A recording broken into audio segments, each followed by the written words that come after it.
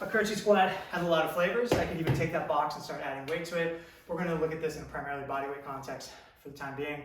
The whole goal is how can I maximize my glute engagement? Surprisingly, glutes, even though they're very big muscles and they're really pretty easy to identify, they can be difficult to target sometimes because there's so many compensatory mechanisms at play. So imagine this. My glute does the most work when my thigh meets my chest. Boom. My glute is as open as it's going to be. Okay? There aren't that many movements that do this.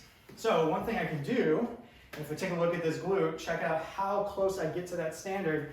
Boom, boom, boom. That glute is opening, opening, opening, opening, opening. I don't know if I can even get much deeper than this, maybe an inch or two. And then my glute has to work hard to push, push, push, push, push, all the way out. Tons of knee stabilization. You even get a little bit of groin stabilization there. And if you've never felt your glutes, this is absolutely money. Now, let's say that you've never done this before and you're feeling quite compromised through this position.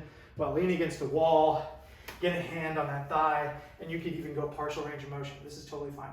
One of the key things here is to get your other foot going on the outside so that my hip is like, boom, just so open, versus, it's not like this is bad, but a straight lunge backwards, you can see that I'm just not gonna have quite that same angle, okay?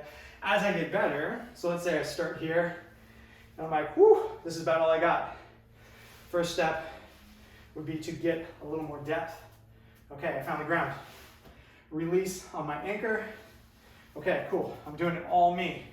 And then, if you like, you can continue to add some riser. There are other variations we can talk about that you might see in your program, which involves just getting deeper and deeper and deeper. Oh boy, that is so much hip activity.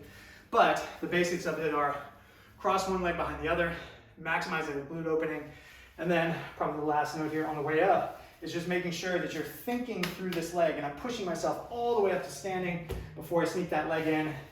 It would be a mistake to basically jump that other leg up there. Now my glute doesn't really have that much work to do, and come back up.